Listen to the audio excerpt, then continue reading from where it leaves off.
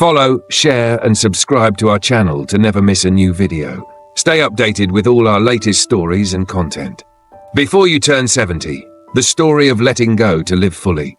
Have you ever walked into your living room and felt like the walls were closing in, not because of the space itself, but because of everything in it? A chair you once loved, a cabinet you promised to fix, boxes of clothes you haven't worn in years, a drawer filled with memories, greeting cards, letters, unopened mail. Your home, your sanctuary, slowly begins to feel like a storage unit rather than a place of peace. You're not alone.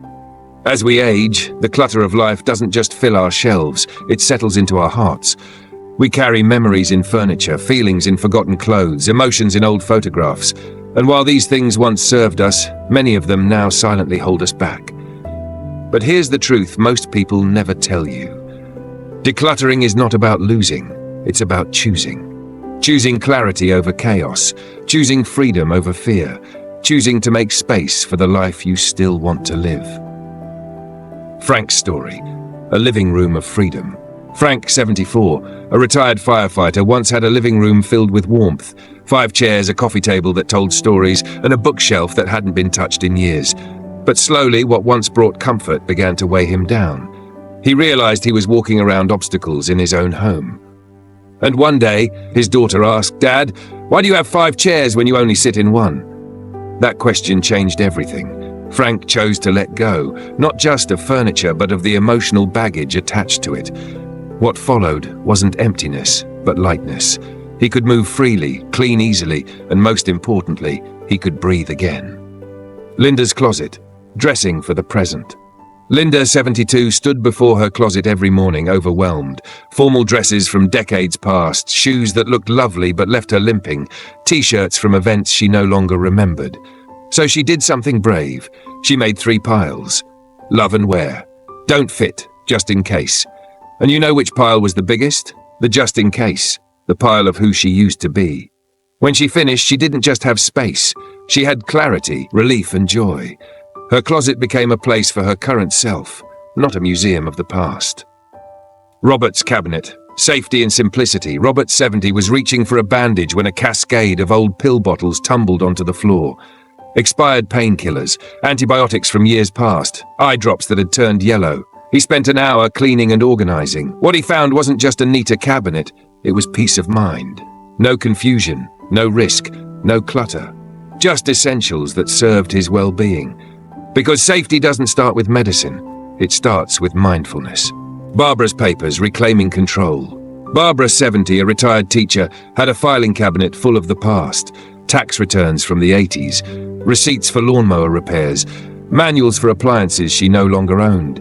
She was searching for one document and spent an hour in frustration. That was her breaking point.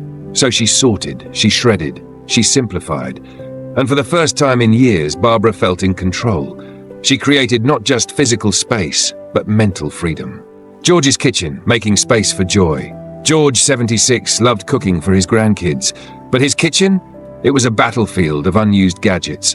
One day, after nearly being buried by falling pans, he asked, "What do I actually use?" Out went the waffle makers. Out went the 3rd toaster. Out went the clutter that made him dread something he once loved. Now his kitchen is simple, functional, joyful. And Sunday breakfast? A moment of peace and pride. Helen's keepsakes, letting go with love. Helen, 78, lost her husband 10 years ago. She couldn't part with his things, his clothes, his chair, boxes of their shared life. But when it came time to downsize, she made a gentle promise: "I will only keep what makes me smile." She kept the letters that made her cry, in a good way. She framed one photo from their anniversary in Hawaii. She digitized the rest, and she let go, not of the memories, but of the weight. Her new home? It's not smaller, it's lighter, brighter, peaceful. The final message: this is your time. Decluttering is not about forgetting. It's not about erasing. It's about making room for now. A simpler space means safer movement, calmer mornings, easier cleaning, more energy, and above all, more life.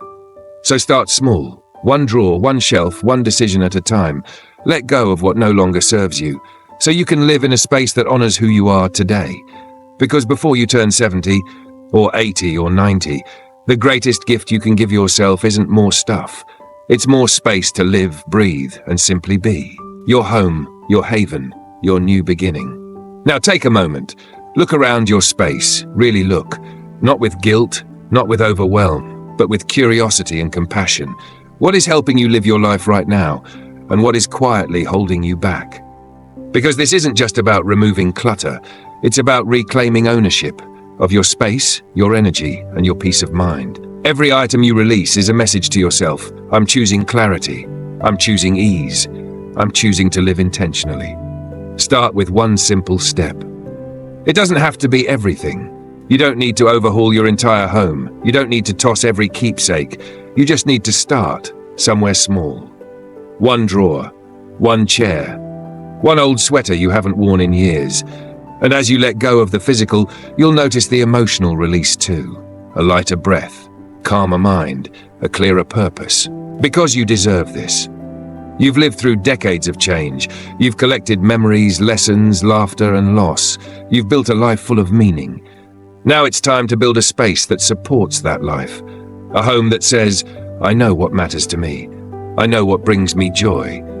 I am still growing, still becoming, still living. And it all begins with making space. What's one thing you'll let go of today? If this story resonated with you, I invite you to reflect. What's one object you've held on to, just in case? What's one drawer you've been avoiding? What's one memory you're ready to honor, then release? You don't have to do it all in one day, but every item you release makes room for something better. Peace, purpose, possibility. So here's to you, to your courage, to your clarity, to the beautiful breathing space you're creating for the next chapter of your life. Because it's not just about letting go. It's about making room for you. The final room, the final drawer, and the beginning of everything. Maybe it's a dusty box under the bed. Maybe it's a chair you haven't sat in for years. Or maybe it's a thought you've quietly carried.